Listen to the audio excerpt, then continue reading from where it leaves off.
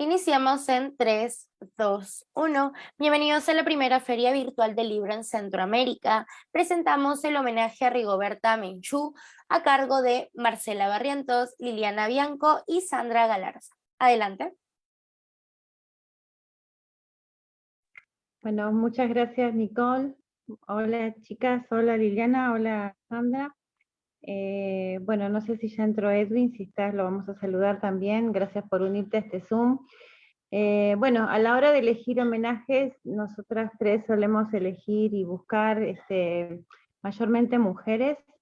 Y en este caso, ya que estamos en Centroamérica, cómo no elegir a una premio Nobel de la Paz como Rigoberta Menchú, que nació en Guatemala el 9 de enero de 1959, era hija de Vicente Menchú Pérez y Juana Tum Cotoja. Su madre era una indígena partera, tradición pasada de generación en generación, realizada en zonas rurales donde no llegan los servicios médicos. Desde pequeña conoció las injusticias, discriminación y la explotación a las que son sometidos los indígenas de Guatemala en la pobreza extrema. A los 5 años comenzó a trabajar en una finca de café, en condiciones tan pésimas que fueron la causa de la muerte de hermanos y amigos, así como de la represión de la que fue víctima su comunidad por parte de terratenientes y miembros del ejército de Guatemala. Desde joven se involucró en las luchas reivindicativas de los pueblos indígenas y campesinos, lo que le valió persecución política y el exilio. En 1978 fue miembro del CUC, Comité de Unidad Campesina, y de la RUOG, Representación Unitaria de la Oposición Guatemalteca, de la que formó parte de su dirección hasta 1992. La Guerra Civil de Guatemala tuvo lugar entre 1962 y 1966, aunque la violencia estalló años antes. Menchú percibió que en el intento de sofocar la rebelión, las dictaduras cometieron las más grandes atrocidades. Se arrasaron aldeas, se asesinaron decenas de miles de campesinos, principalmente indígenas, centenas de sindicalistas y estudiantes, numerosos periodistas por dar a conocer la información, connotados intelectuales y políticos, religiosos y religiosas. Miembros de su familia, incluida su madre, fueron torturados y asesinados por los militares o por la policía paralela de los escuadrones de la muerte. El 31 de enero de 1980, su padre Vicente Menchú y su primo Francisco Tam fueron 2 de las 37 personas, entre las que se contaba el cónsul español Jaime Ruiz del Árbol, que la Policía Nacional de Guatemala quemó vivas con fósforo blanco en la masacre de la Embajada Española en la ciudad de Guatemala. Mientras sus hermanos optaban por unirse a la guerrilla, Menchú inició una campaña pacífica de denuncia del régimen guatemalteco y de la sistemática violación de los derechos humanos que tenían de objeto a los campesinos indígenas. Ella personificaba el sufrimiento de su pueblo con notable dignidad e inteligencia, añadiéndole la dimensión de denunciar la situación de la mujer indígena en Hispanoamérica. Para escapar a la represión se exilió en México, donde publicó su autobiografía. Recorrió el mundo con su mensaje y consiguió ser escuchada en las Naciones Unidas. En 1988 regresó a Guatemala, protegida por su prestigio internacional, para continuar denunciando las injusticias. En 1992 fue reconocida con el Premio Nobel de la Paz, coincidiendo con la celebración oficial del 5º centenario del descubrimiento de América, a la que Menchú se había opuesto por ignorar las dimensiones trágicas que aquel hecho tuvo para los indígenas americanos. Su candidatura fue sostenida por el Nobel argentino Adolfo Pérez Esquivel, cuyo país visitó Menchú en agosto de 1992. Su recorrida y la campaña pre-Nobel contó con la organización de la antropóloga Ana González, hija del también antropólogo Rex González, y de Lucrecia Lomban, secretaria de la APDH Quilmes, entre otros activistas y organizaciones humanitarias. El premio Nobel le fue otorgado en reconocimiento a su lucha por la justicia social y reconciliación etnocultural, basado en el respeto a los derechos de los indígenas, en coincidencia con el 5º centenario de la llegada de Cristóbal Colón a este continente, y con la declaración de 1992 como Año Internacional de los Pueblos Indígenas. Con los recursos que recibió del galardón, estableció la Fundación Rigoberta Menchú Tum, con sede en Guatemala, una filial en México, bajo la figura jurídica de Institución de Asistencia Privada, IAP, y otra en Nueva York. En la lectura del premio reivindicó los derechos históricos negados a los indígenas y denunció la persecución sufrida desde la llegada de los europeos, momento en que concluyó una civilización desarrollada en todos los ámbitos del conocimiento. Reflejó la necesidad de la desmilitarización y la justicia social en Guatemala, así como el respeto por la naturaleza y la igualdad para las mujeres. Su discurso se encuentra en el sitio Nobel junto con una breve biografía. Su posición le permitió actuar como mediadora en el proceso de paz entre el gobierno y la guerrilla en los años siguientes. Premios y honores que ha logrado. En 1991 participó en la preparación de la Declaración de los Derechos de los Pueblos Indígenas por parte de las Naciones Unidas. En el libro Guinness de los Récords fue en su momento la ganadora más joven del Nobel y la primera indígena en ganarlo. En 1998 estuvo galardonada con el Premio Príncipe de Asturias de Cooperación Internacional junto con Fatia Boudiaf, Fatana Gailani, Somali Mam, Emma Bonino, Graca Machel y Olashinka Koso Thomas. En el año 2006 fue embajadora de buena voluntad de la UNESCO, del gobierno de Oscar Berger, y recibió el premio Odebrecht en 2014. El decreto 19-2003 promulgó la Ley de Idiomas Nacionales en concordancia con el artículo 143 de la Constitución Política de la República y reconoce a los 23 idiomas vernáculos como idiomas nacionales, con lo cual se autorizó la utilización de los idiomas en las actividades públicas y en la presentación de servicios de educación, salud y de naturaleza jurídica, entre otros, en cualquiera de los 24 idiomas que se hablaba en el país. Un gran porcentaje, además, de su idioma étnico habla castellano e inglés. En 2003 se involucró con la industria farmacéutica mexicana al presidir la campaña Salud para Todos, subsidiaria guatemalteca de las farmacias similares, llamadas ahora farmacias del Dr. Simi, con la finalidad de proveer medicinas genéricas a bajos precios. Sin embargo, en 2008 su participación en este sector terminó, quedó fuera del Consejo de Administración de Salud para Todos a partir de diferencias existentes con el dueño de la sociedad, el millonario mexicano Víctor González Torres, además de resultados competitivos bajos en el sector farmacéutico guatemalteco. Ámbito político. Después de analizar posibles opciones políticas, Rigoberta anunció su candidatura a la presidencia de Guatemala con el partido izquierdista Encuentro por Guatemala.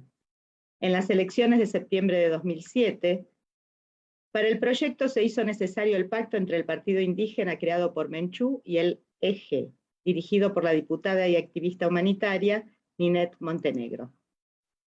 Menchú intentaba cumplir su ilusión de ser la primera mujer en presidir su país, la quinta indígena en América Latina después de los mexicanos Benito Juárez y Victoriano Huerta, el peruano Alejandro Toledo Manrique y el boliviano Evo Morales, y la 17ª Premio Nobel en ocupar la presidencia de una nación, después del francés Léon Bourges, el sueco Hjalmar Branting, José Ramos Horta, de Timor Oriental, el alemán Willy Brandt, el egipcio Anwar el-Sadat, los israelíes Menachem Begin y Shimon Peres, el costarricense Oscar Arias, el soviético Mikhail Gorbachev, el polaco Lech Walesa, los sudafricanos Frederick de Klerk y Nelson Mandela, y los estadounidenses Woodrow Wilson, Theodore Roosevelt, James Carter y Barack Obama.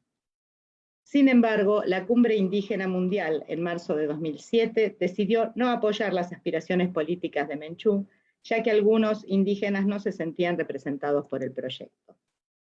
En septiembre de 2006, en los resultados de la primera vuelta electoral para candidatos a presidente y vice, Encuentro por Guatemala quedó séptimo con el 3,09% de los votos. Después, el pacto entre WINAC y Encuentro por Guatemala se disolvió, siguiendo cada proyecto agendas individuales.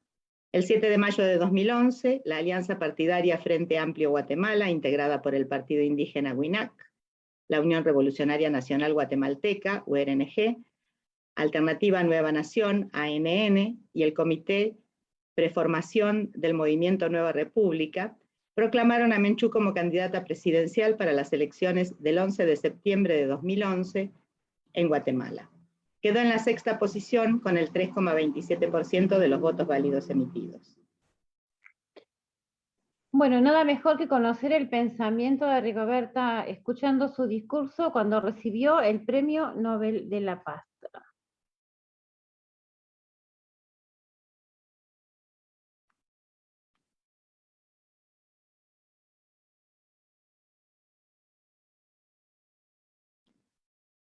Aceptación y Conferencia Nobel, 10 de diciembre de 1992.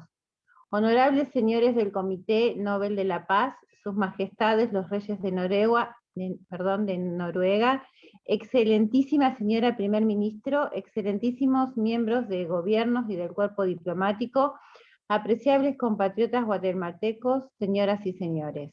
Me llena de emoción y orgullo la distinción que hace al otorgarme el Premio Nobel de la Paz 1992, emoción personal y orgullo por mi patria de cultura milenaria, por los valores de la comunidad del pueblo al que pertenezco, por el amor a mi tierra, a la madre naturaleza. Quien entiende esta relación respeta la vida y exalta la lucha que se hace por esos objetivos. Considero este premio no como un galardón hacia mí en lo personal, sino como una de las conquistas más grandes de la lucha por la paz, por los derechos humanos y por los derechos de los pueblos indígenas que a lo largo de estos 500 años han sido divididos y fragmentados y han sufrido el genocidio, la represión y la discriminación. Permítame expresarles todo lo que para mí significa este premio. En mi opinión, el Premio Nobel nos convoca a actuar en función de lo que representa y en función de su gran trascendencia mundial. Es, además de ser una inapreciable presea, un instrumento de lucha por la paz, por la justicia, por los derechos de todos los que sufren las abismales desigualdades económicas, sociales, culturales y políticas, propias del orden mundial en que vivimos, y cuya transformación es un nuevo mundo basado en los valores de la persona humana. Es la expectativa de la gran mayoría de seres que habitamos este planeta. Este premio Nobel significa un portaestandarte para proseguir con la denuncia de la violación de los derechos humanos que se cometen contra los pueblos en Guatemala, en América y en el mundo, y para desempeñar un papel positivo en la tarea que más urge en mi país, que es el logro de la paz con justicia social. El premio Nobel es un emblema de la paz y del trabajo en la construcción de una verdadera democracia.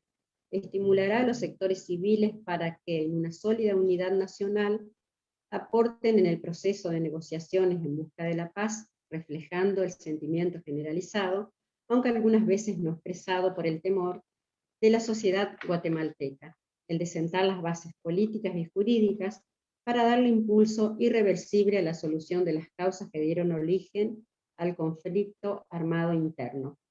Sin duda alguna constituye una señal de esperanza para las luchas de los pueblos indígenas en todo el continente. También es un homenaje para los pueblos centroamericanos que aún buscan su estabilidad, la conformación de su futuro y el sendero de su desarrollo e integración sobre la base de la democracia civil y el respeto mutuo. El significado que tiene este premio Nobel lo muestran los mensajes de felicitaciones que llegaron de todas partes, desde jefes de Estado, casi todos los presidentes de América, hasta las organizaciones indígenas y de derechos humanos de todas partes del mundo.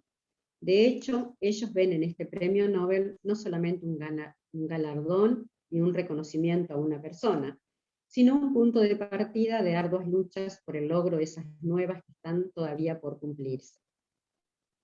En contraste, paradójicamente, fue precisamente en mi país donde encontré de parte de algunas de las mayores objeciones, reservas e indiferencias respecto al otorgamiento del Nobel a esta india quiché. Tal vez porque en América sea precisamente en Guatemala en donde la discriminación hacia el indígena, hacia la mujer y la resistencia hacia los anhelos de justicia y paz se encuentran más arraigadas en ciertos sectores sociales y políticos. En las actuales circunstancias de este mundo convulso y complejo, la decisión del Comité Noruego del Premio Nobel de la Paz de otorgarme esta honorable distinción refleja la conciencia de que por este medio se está dando un gran aliento a los esfuerzos de paz, reconciliación y justicia, a la lucha contra el racismo, la discriminación cultural, para contribuir al logro de la convivencia armónica entre nuestros pueblos.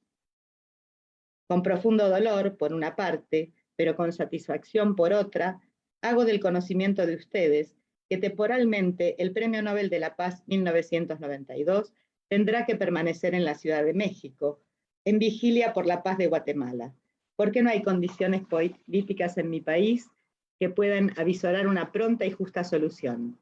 La satisfacción y reconocimiento provienen del hecho de que México, nuestro hermano país vecino, que tanto interés y esfuerzo ha puesto en las negociaciones que se realizan para lograr la paz, y ha acogido a los refugiados y exiliados guatemaltecos.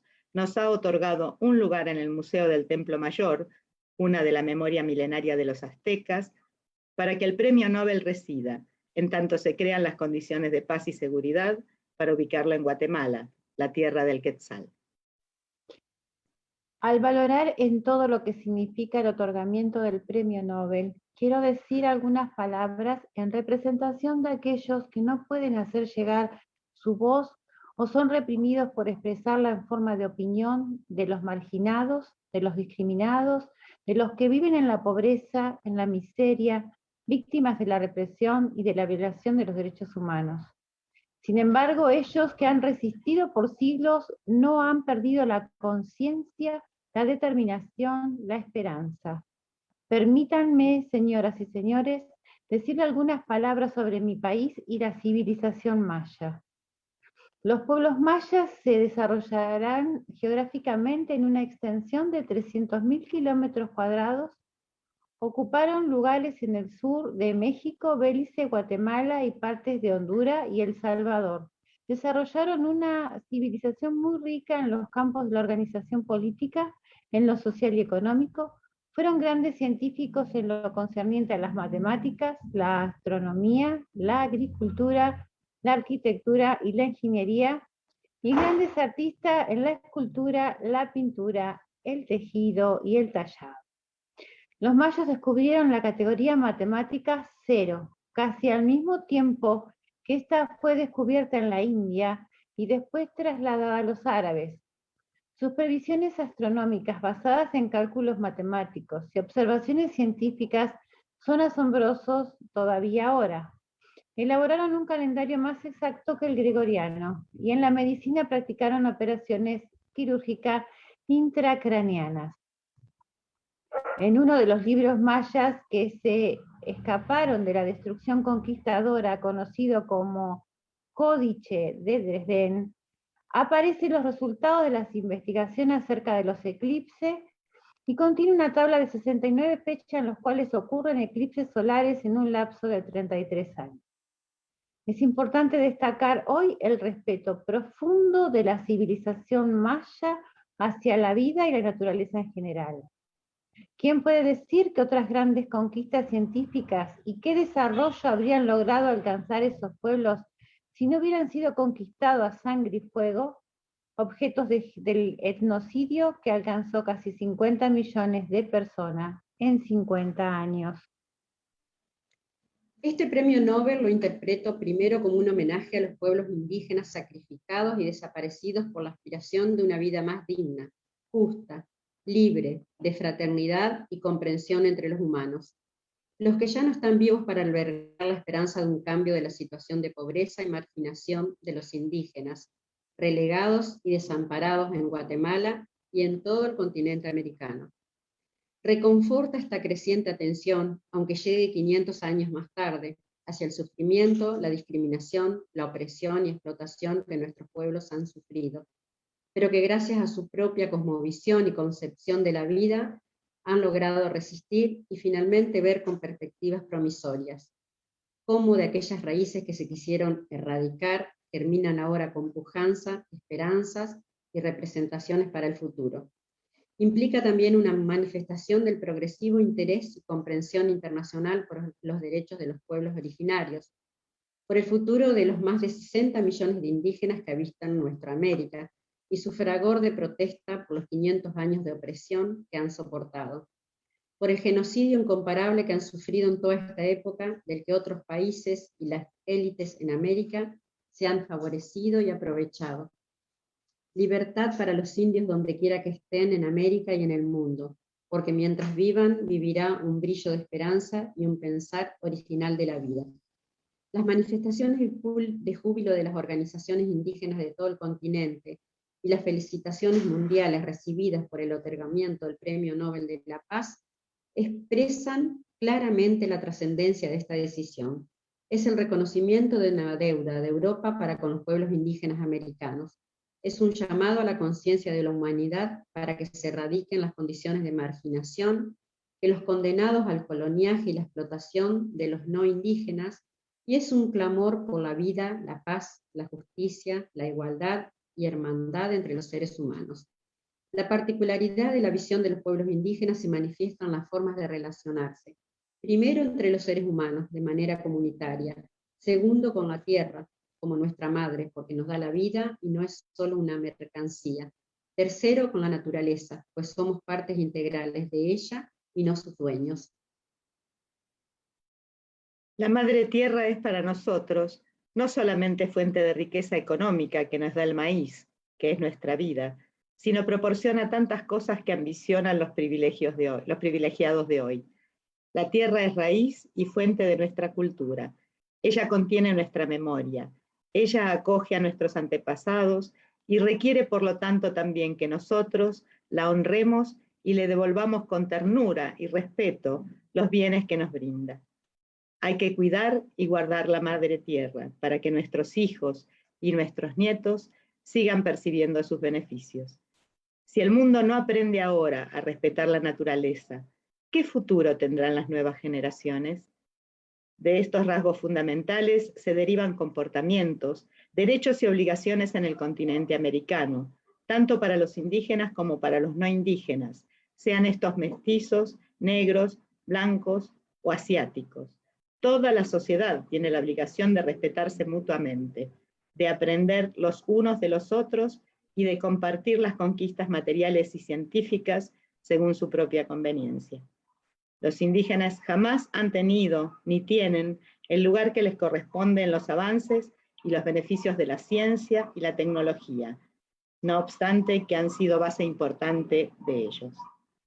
Las civilizaciones indígenas y las civilizaciones europeas, de haber tenido intercambios de manera pacífica y armoniosa, sin que mediara la destrucción, explotación, discriminación y miseria, probablemente habrían logrado una conjunción con mayores y más valiosas conquistas para la humanidad.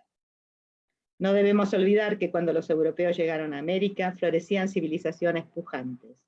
No se puede hablar de descubrimiento de América, porque se descubre lo que se ignora o se encuentra oculto, pero América y sus civilizaciones nativas se han descubierto a sí mismas, mucho antes de la caída del Imperio Romano y del medioevo europeo. Los alcances de sus culturas forman parte del patrimonio de la humanidad y siguen asombrando a sus estudiosos. Pienso que es necesario que los pueblos indígenas, de los que soy una de sus miembros, aporten su ciencia y sus conocimientos al desarrollo de los humanos, porque tenemos enormes potenciales para ello, intercalando nuestras herencias milenarias con los avances de la civilización de Europa y otras regiones del mundo. Pero ese apoyo que nosotros entendemos como un rescate del patrimonio natural y cultural debe de ser en tanto que actores de una planificación racional y consensual del usufructo de los conocimientos y recursos naturales con garantías de igualdad ante el Estado y la sociedad. Los indígenas estamos dispuestos a combinar tradición con modernidad, pero no a cualquier precio, No consentiremos que el futuro se nos plantee como posibles guardias de proyectos etnoturísticos a escala continental. En un momento de resonancia mundial en torno a la conmemoración del 5º centenario de la llegada de Cristóbal Colón a tierras americanas, el despertar de los pueblos indígenas oprimidos nos exige reafirmar ante el mundo nuestra existencia y la validez de nuestra identidad cultural. Nos exige que luchemos para participar activamente en la decisión de en la construcción de nuestros estados-naciones. Si con ello no somos tomados en cuenta, hay factores que seguirán nuestro futuro: la lucha y la resistencia, las reservas de ánimo, la decisión de mantener nuestras tradiciones puestas a pruebas por tantas dificultades, obstáculos y sufrimientos, la solidaridad para con nuestras luchas por parte de muchos países, gobiernos, organizaciones y ciudadanos del orbe. Por eso sueño con el día en que la interrelación respetuosa justa entre los pueblos indígenas y otros pueblos se fortalezca, sumando potencialidades y capacidades que contribuyen a hacer la vida en este planeta más distributiva de los tesoros científicos y culturales acumulados por la humanidad floreciente de paz y justicia. Creo que esto es posible en la práctica y no solamente en la teoría. Pienso que esto es posible en Guatemala y en muchos otros países que se encuentran sumidos en el atraso, el racismo, la discriminación y el subdesarrollo. El día de hoy, en el 47 periodo de sesiones de la Asamblea General, la Organización de Naciones Unidas, ONU, inaugura 1993 como Año Internacional de los Pueblos Indios, en presencia de destacados dirigentes de las organizaciones de los pueblos indígenas y de la coordinación del movimiento continental de resistencia indígena, negra y popular, que participarán protocolariamente en la apertura de labores a fin de exigir que 1993 sea un año con acciones concretas para darle verdaderamente su lugar a los pueblos indígenas en sus contextos nacionales y en el contexto internacional. La conquista del Año Internacional de los Pueblos Indígenas y los avances que representa la elaboración del proyecto de Declaración Universal son producto de la participación de numerosos hermanos indígenas, organizaciones no gubernamentales y la gestión exitosa de los expertos del grupo de trabajo, así como la comprensión de varios estados en el seno de la Organización de las Naciones Unidas. Esperamos que la formulación del proyecto de declaración sobre los derechos de los pueblos indígenas examine y profundice en la contradicción existente entre los avances en materia de derecho internacional y la difícil realidad que en la práctica vivimos los indoamericanos. Nuestros pueblos tendrán un año dedicado a los problemas que los aquejan, y para ello se prestan a llevar a cabo actividades con el objetivo de hacer planteamientos y presionar, mediante las más razonables formas y las argumentaciones más valederas y justas, para la eliminación del racismo, la opresión, la discriminación y la explotación que los ha asumido en la miseria y en el olvido. Para los condenados de la tierra también la adjudicación del Premio Nobel representa un reconocimiento, un aliciente y un objetivo. Desearía que se desarrollara en todos los pueblos con sentido de paz y el sentimiento de solidaridad humana, que pueden abrir nuevas relaciones de respeto e igualdad para el próximo milenio, que deberá ser de fraternidad y no de conflictos cruentos.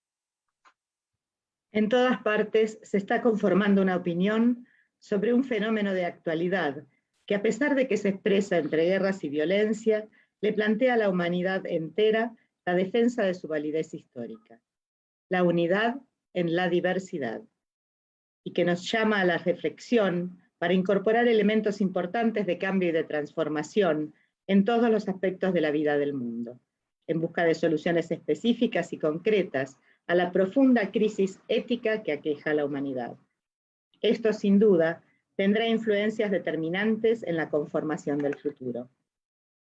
Es posible que algunos centros de poder político y económico, algunos estadistas e intelectuales, todavía no alcancen a comprender el despertar y la configuración promisoria que significa la participación activa de los pueblos indígenas en todos los terrenos de la actividad humana. Pero el movimiento amplio y plural, desencadenado por las diferentes expresiones políticas e intelectuales amerindias, terminará por convencerlos que objetivamente somos parte constituyente de las alternativas históricas que se están generando a nivel mundial. Señoras y señores, unas francas palabras sobre mi país. La atención con que este Premio Nobel de la Paz se centra en Guatemala permitirá que internacionalmente se deje de ignorar la violación de los derechos humanos y honrará a todos aquellos a todos aquellos que murieron luchando por la igualdad social y la justicia en mi país. El mundo conoce que el pueblo guatemalteco, mediante su lucha, logró conquistar en octubre de 1944 un periodo de democracia en que la institucionalidad y los derechos humanos fueron su filosofía esencial. En esa época, Guatemala fue excepcional en el continente americano en su lucha por alcanzar la plena soberanía nacional. Pero en 1954, en confabulación que unió a los tradicionales centros de poder nacionales heredados del coloniaje, con poderosos intereses extranjeros, el régimen democrático fue derrocado a través de una invasión armada e impuso de nuevo el viejo sistema de opresión que ha caracterizado la historia de mi país. La sujeción política, económica y social que se derivó de ese producto de una guerra fría dio origen al conflicto armado interno. La represión contra las organizaciones populares, los partidos democráticos, los intelectuales, comenzó en Guatemala mucho antes de que se iniciara la guerra. No lo olvidemos. En el intento de sofocar la rebelión, las dictaduras cometieron las más grandes atrocidades. Se arrasaron aldeas, se asesinaron decenas de miles de campesinos, principalmente indígenas, centenas de sindicalistas y estudiantes, numerosos periodistas por dar a conocer la información, connotados intelectuales y políticos religiosos y religiosas, por medio de la persecución sistemática en aras de la doctrina de seguridad del Estado. Se forzó al desplazamiento de 1 millón de campesinos, a la búsqueda del refugio por parte de 100.000 más en países vecinos. Hay en Guatemala casi 100.000 huérfanos y más de 40.000 viudas. En Guatemala se inventó como política de Estado la práctica de los desaparecidos políticos. Como ustedes saben, yo misma soy sobreviviente de una familia masacrada. El país se desplomó en una crisis sin precedentes y los cambios en el mundo obligaron e incitaron a los militares a permitir una apertura política que consistió en la elaboración de una nueva constitución, en una ampliación del juego político y el traspaso del gobierno a sectores civiles. Llevamos 8 años de este nuevo régimen en el que los sectores populares y medios se han abierto espacios importantes. No obstante, en los espacios abiertos persiste la represión y la violación a los derechos humanos en medio de una crisis económica que se ha agudizado a tal punto que el 84% de la población es considerada como pobre y alrededor del 60% como muy pobre. La impunidad y el terror continúan impidiendo la manifestación libre del pueblo por sus necesidades y demandas vitales. Perdura el conflicto armado interno. La vida política de mi país ha girado en este último tiempo en torno a la búsqueda de una solución política a la crisis global y al conflicto armado que vive Guatemala desde 1962. Este proceso tuvo su origen en el acuerdo suscrito en esta misma capital, Oslo, entre la Comisión Nacional de Reconciliación con mandato gubernamental y la Unidad Revolucionaria Nacional Guatemalteca, como un paso necesario para introducir a Guatemala en el espíritu del acuerdo de Esquipulas. Como consecuencia de este acuerdo, después de la realización de conversaciones entre la URNG y diversos sectores de la sociedad guatemalteca, se iniciaron durante el régimen del presidente Serrano negociaciones directas entre el gobierno y la guerrilla, resultado de las cuales han sido ya firmados 3 acuerdos. Sin embargo, el tema de los derechos humanos ha ocupado bastante tiempo, porque constituye un tema eje de la problemática guatemalteca y alrededor del cual han surgido importantes diferencias. No obstante, se ha avanzado considerablemente también en el mismo. El proceso de negociaciones busca acuerdos para establecer las bases de una democratización verdadera y la finalización de la guerra. Entiendo que con la buena voluntad de las partes y la participación activa de los sectores civiles, conformando una gran unidad nacional, se podrá rebasar la etapa de los propósitos y sacar a Guatemala de esa encrucijada histórica que ya nos parece eternizarse. El diálogo y la negociación política son, sin duda, requisitos adecuados para que estos problemas se resuelvan y así ofrecer respuestas valederas y concretas a necesidades vitales y urgentes para la vida y democratización de nuestro pueblo guatemalteco. Pues estoy convencida de que si los diversos sectores sociales que integran la sociedad guatemalteca encuentran bases de unidad, respetando sus diferencias naturales, podrían hallar seguidamente una solución a estos problemas y así resolver las causas que condujeron a la guerra que vive Guatemala. Tanto los sectores civiles guatemaltecos como la comunidad internacional debemos exigir que las negociaciones entre el gobierno y la URNG sobrepasen el periodo en que se encuentran en las discusiones de los derechos humanos y lleguen tan pronto como sea posible a un acuerdo verificable por la Organización de las Naciones Unidas. Es necesario destacar aquí, en Oslo, que la situación de los derechos humanos en Guatemala constituye hoy por hoy el más urgente problema a resolver, y mi afirmación no es casual ni gratuita. Tal como lo han constatado instituciones internacionales como la ONU, la Comisión de Derechos Humanos de la ONU, la Comisión Interamericana de Derechos Humanos y otros numerosos organismos humanitarios, Guatemala es uno de los países de América donde se comete el mayor número de violaciones a estos derechos, con la mayor impunidad, y en lo que generalmente están comprometidas, de una u otra forma, las fuerzas de seguridad. Es imprescindible que la represión y persecución que sufren los sectores populares e indígenas cesen, que se ponga fin al reclutamiento forzado de jóvenes y a la integración forzada de las patrullas de autodefensa civil, que afecta principalmente a los indígenas. Urge constituir una democracia en Guatemala.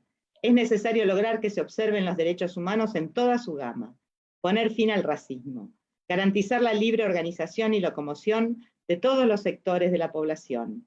En definitiva, es imprescindible abrir el campo a la sociedad civil multiétnica, con todos sus derechos, desmilitarizar el país y sentar las bases para su desarrollo a fin de sacarlo del atraso y la miseria en que se vive actualmente. Uno de los más amargos dramas que pueden soportar porcentajes cuantiosos de poblaciones es el éxodo forzado. El verse obligados por la fuerza militar y la persecución a abandonar sus poblados, su madre tierra, el sitio de reposo de sus antepasados, su ambiente, la naturaleza que les dio la vida y la diseminación de sus comunidades que constituyen un coherente sistema de organización social y de democracia funcional. El caso de los refugiados en Guatemala es desgarrador. Una parte de ellos condenada al exilio en otros países y la gran mayoría de desplazados al exilio en su propio país, forzados a deambular de un lugar a otro, a vivir en barrancos y lugares inhóspitos, algunos desconocidos como ciudadanos guatemaltecos y todos condenados a la miseria y al hambre. No puede haber una democracia verdadera si este problema no se resuelve satisfactoriamente, reintegrando a esta población a sus tierras y poblados. En la nueva sociedad guatemalteca, una reorganización de la tenencia de la tierra es fundamental para que permita tanto el desarrollo de las potencialidades agrícolas como la restitución a sus legítimos dueños de tierras comunales despojadas. Sin olvidar que este proceso reorganizador debe hacerse con el mayor respeto por la naturaleza para preservarla y devolverle su vigor y capacidad de generar vida. No menos distintiva de una democracia es la justicia social. Ella exige la solución de los aterradores índices de mortalidad infantil, de desnutrición, de falta de educación, de analfabetismo, de salarios de exterminio. Estos problemas aquejan creciente y dolorosamente a la población guatemalteca sin perspectiva ni esperanza. Entre los rasgos que caracterizan a la sociedad actual está el papel de la mujer, sin que por ello la emancipación de la mujer haya sido conquistada plenamente en ningún país del mundo. El desarrollo histórico de Guatemala refleja ahora la necesidad y la irreversibilidad de la contribución activa de la mujer en la configuración del nuevo orden social guatemalteco, y modestamente pienso que las mujeres indígenas somos ya un claro testimonio de ello. Este premio Nobel es un reconocimiento a quienes han sido y todavía lo son en la mayor parte del mundo las más explotadas de los explotados, las más discriminadas de los discriminados, las más marginadas de los marginados, y sin embargo productoras de vida, de conocimiento, de expresión y de riqueza. La democracia, el desarrollo y la modernización de un país se hacen imposibles e incongruentes sin la solución de estos problemas. Igualmente importante es el reconocimiento en Guatemala de la identidad y de los derechos de los pueblos indígenas que han sido ignorados y despreciados no solo en el periodo colonial, sino en la era republicana. No se puede concebir una Guatemala democrática, libre y soberana sin que la identidad indígena perfile su fisonomía en todos los aspectos de la existencia nacional. Será indudablemente algo nuevo, inédito, con una fisonomía que en este momento no podemos formular, pero responde auténticamente a la historia, ya las características que deben comprender una verdadera nacionalidad guatemalteca a su perfil verdadero por tanto tiempo desfigurado. Esta urgencia y esta necesidad vital son las que me conducen en este momento, en esta tribuna, a plantear a la opinión nacional y a la comunidad internacional interesarse más activamente en Guatemala. Tomando en consideración que en relación a mi papel como premio Nobel en el proceso de negociaciones por la paz en Guatemala, se han manejado un abanico de posibilidades, pienso que este es más bien el de promotora de la paz, la unidad nacional, de la defensa de los derechos indígenas, de tal manera que puedo tomar iniciativas acordes a las que ya se vayan presentando, evitando de esta manera encasillar al premio Nobel en un papel. Convoco a todos los sectores sociales y étnicos que componen el pueblo de Guatemala a participar activamente en los esfuerzos por encontrar una solución pacífica al conflicto armado, forjando una sólida unidad entre los pueblos ladino, negro e indígena, que deben de formar en su diversidad la guatemalidad. Con ese mismo sentido, yo invito a la comunidad internacional a contribuir con acciones concretas a que las partes superen las diferencias que en este momento mantienen las negociaciones en una situación de expectativa, y así se logre, primero, firmar un acuerdo sobre derechos humanos, para que luego se reanuden las rondas de negociación y se encuentren los puntos de compromiso que compro que este acuerdo de paz sea firmado y que la verificación del mismo se haga inmediatamente, pues no me cabe la menor duda de que este traería un alivio sustancial a la situación existente en Guatemala. Según mi opinión, también una participación más directa de las Naciones Unidas, que fuera más allá de un papel de observador, podría ayudar sustancialmente al proceso a salir del paso. Señoras y señores, el hecho de que me he referido preferencialmente a América, y en especial a mi país, no significa que no ocupe un lugar importante en mi mente y corazón la preocupación que viven otros pueblos del mundo en su incesante lucha por defender la paz, el derecho a la vida y todos sus derechos inalienables. La pluralidad de los que nos encontramos reunidos este día es un ejemplo de ello, y en tal sentido les doy humildemente las gracias en nombre propio. Muchas cosas han cambiado en estos años. Grandes transformaciones de carácter mundial han tenido lugar. Dejó de existir la confrontación este-oeste y se terminó la Guerra Fría. Estas transformaciones, que modalidades definitivas no se pueden predecir, han dejado vacíos que pueblos del mundo han sabido aprovechar para emerger, luchar y ganar espacios nacionales y reconocimiento internacional.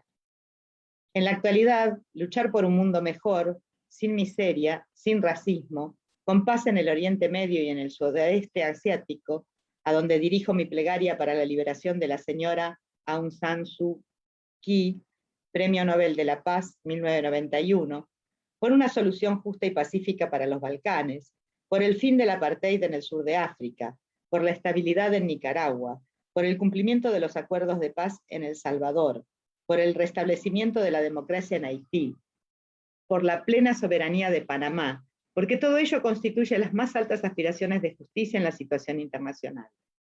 Un mundo en paz que le dé coherencia, interrelación y concordancia a las estructuras económicas, sociales y culturales de las sociedades, que tenga raíces profundas y una proyección robusta. Tenemos en nuestra mente las demandas más sentidas de la humanidad entera, cuando propugnamos por la convivencia pacífica y la persecución y la preservación del medio ambiente. La lucha que libramos acrisola y modela el porvenir. Nuestra historia es una historia viva, que ha palpitado, resistido y sobrevivido siglos de sacrificios. ahora resurge con vigor. Las semillas, durante tanto tiempo adormecidas, brotan hoy con la certidumbre, no obstante, que germinan en un mundo que se caracteriza actualmente por el desconcierto y la imprecisión. Sin duda que será un proceso complejo y prolongado, pero no es una utopía y nosotros los indígenas tenemos ahora confianza en su plena realización. Sobre todo, si quienes añoramos la paz y nos esforzamos porque se respeten los derechos humanos en todas las partes del mundo donde se violan y nos oponemos al racismo, encaminamos nuestro empeño en la práctica con entrega y vehemencia. El pueblo de Guatemala se moviliza y está consciente de su fuerza para construir un futuro digno, se prepara para sembrar el futuro, para liberarse de sus atavismos, para redescubrirse a sí mismo, para construir un país con una auténtica identidad nacional, para comenzar a vivir, combinando todos los matices ladinos, carítunas e indígenas del mosaico étnico de Guatemala. Debemos entrelazar cantidad de colores sin entrar en la contradicción, sí que sean grotescos y antagónicos, dándoles brillos y una calidad superior, como saben tejer nuestros artesanos, un huipil genialmente integrado, una ofrenda a la humanidad. Muchas gracias. Bueno, con estas palabras, Rigoberta Menchú se dirigió a quienes les otorgaron el Premio Nobel de la Paz. Y bueno, como tenemos ya casi pocos minutos y contamos con la presencia de Edwin Madrid, que quiso integrarse a nuestro Zoom, espero que no se haya aburrido. Bienvenido, Edwin. Querías decirnos algo porque cuando viste nuestra presentación te llamó la atención. Bienvenido. Hola, ¿qué tal? ¿Cómo están ustedes? Placer saludarlas. Creo que no hay caballeros, ¿no? Estoy bendecido entre ustedes. Miren, para hablar de Rigoberta, que es una mujer fantástica, yo la llegué a ver, la vi en Venezuela, una feria internacional del libro, tuve la oportunidad de verla no tan lejos. Es una mujer chiquitita, muy linda ella, cómo se viste, cómo trata, muy afable. Pero para hablar de Rigoberta hay que hablar de lo que ha sido Centroamérica y en especial Guatemala. Es un país históricamente saqueado, primero por toda la destrucción de la cultura maya, por toda la destrucción y el robo de la semilla del maíz, que termina siendo hoy un producto transgénico y de poca rentabilidad para ese país que es precisamente la cultura del maíz, el Popol Vuh. Con su libro, ¿no? El hombre de maíz, todo proviene del maíz, toda la humanidad para ellos, de su mitología maya, el maíz es el centro más importante. Ni siquiera eso tienen porque es propiedad norteamericana con las claves transgénicas, Monsanto y todo eso. Y aparte de eso, hay todo un proceso en Guatemala, producto de los conflictos internos que han habido entre izquierdas y derechas, la venta de armas que ha habido de ambos lados, después que esos países se apaciguan y buscan la democracia, entonces quedan grupos armados de ambos lados. Y esas armas se convierten en lo que se conoce hoy como las maras, que son grupos de mafia por el control del narcotráfico.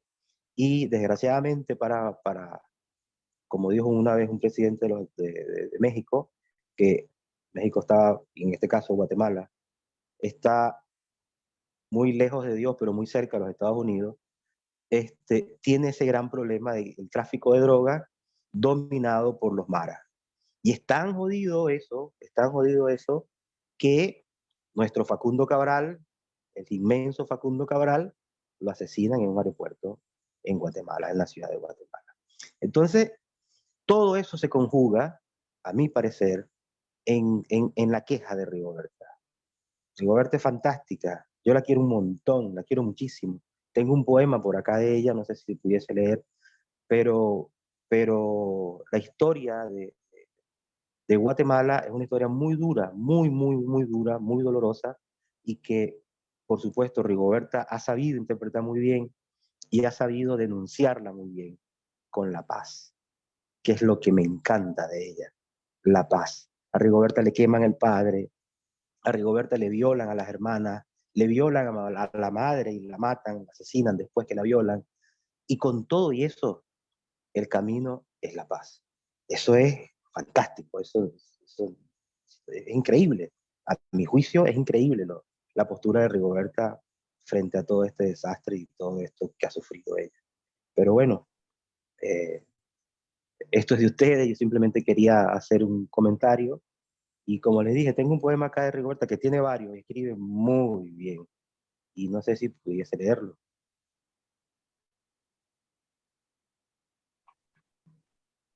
Sí, te escuchamos, Ed. Nos ¿Lo puedo encantaría que leer? nos compartieras. Sí, Sí, sí. por Ah, supuesto. no, yo pregunto, Y ya como no con sé eso cómo están. cerraríamos el Zoom, ya con tu poema cerraríamos el Zoom. Bueno, perfecto. Se llama Mi Tierra.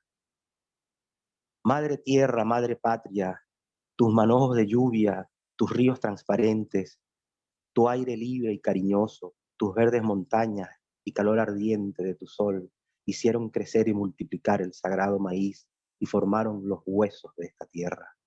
Aquí reposan los huesos y las memorias de mis antepasados, de tus espaldas se enterraron los abuelos, los nietos y los hijos. Aquí se amontonaron hueso tras hueso de los tuyos, de los huesos de las lindas patojas de esta tierra. Abonaron el maíz, la yuca, que es la mandioca, las málagas, los chicalotes, los hoyotes, los guicoques, los quiliques. Aquí se formaron mis huesos, aquí me enterraron el ombligo y por eso me quedo aquí año tras año, generaciones tras generaciones.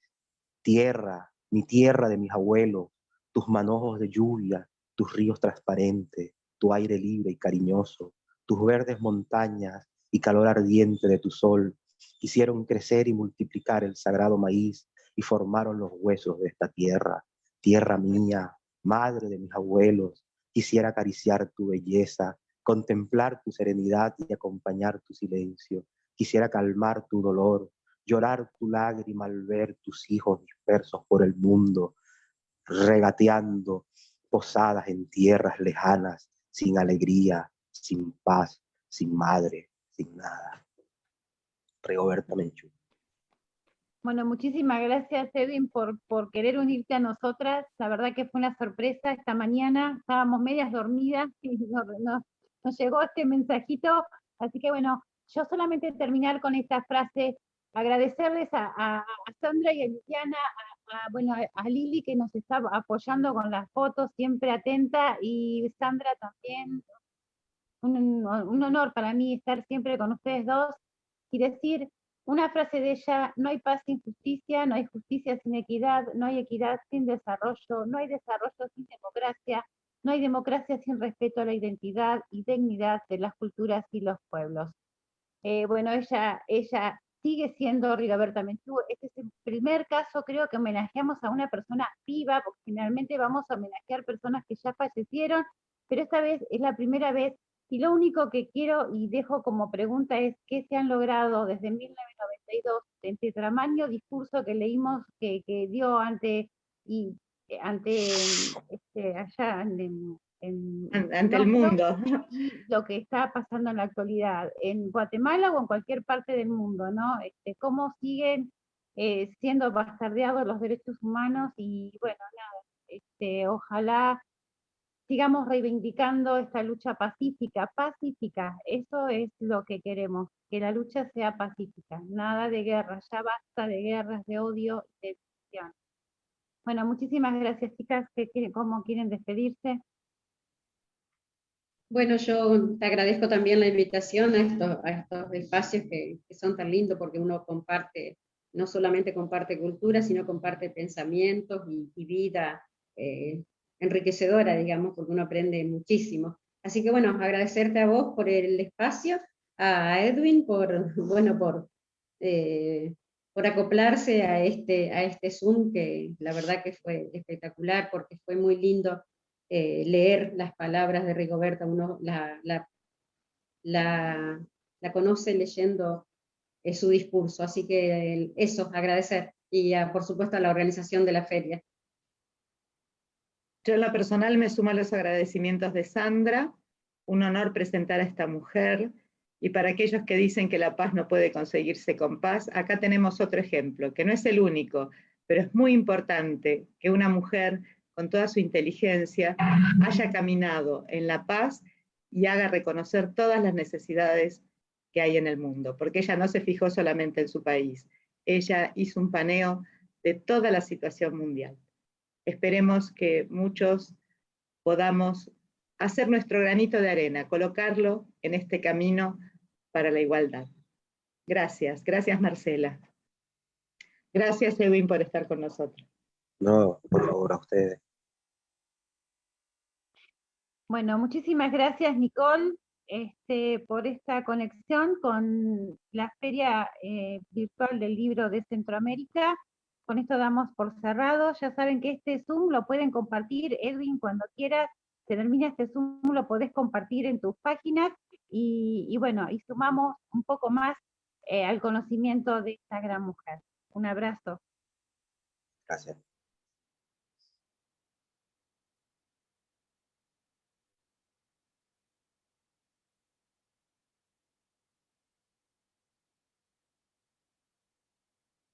Nicole, ¿estás?